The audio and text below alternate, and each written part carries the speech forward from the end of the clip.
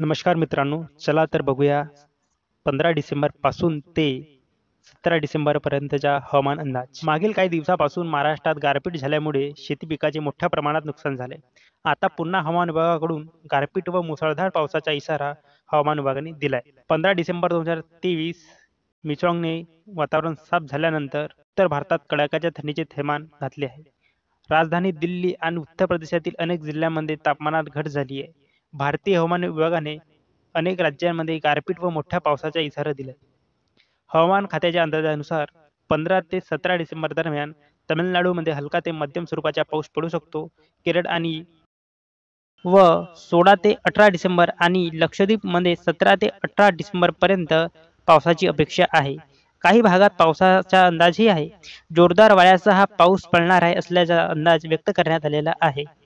सध्या केरळमध्ये ढगाळ वातावरण असून पुढील 48 तासात अवकाळी पाऊस आणि वादळी वाऱ्याचा इशारा देण्यात आला आहे. याशिवाय जम्मू काश्मीर, लडाख, गिलगिट-बाल्टिस्तान आणि मुझफ्फराबादमध्ये हलका पाऊस आणि हिमवर्षाव होऊ शकतो. पूर्व आसाम, अरुणाचल प्रदेश, लक्षद्वीप आणि दक्षिण केरळमध्ये हलक्या पावसाचा अंदाज आहे. याउलट दिल्लीच्या तापमानात घट झाल्यामुळे पंजाब आणि हरियाणामध्ये दाट धुके अपेक्षित आहे.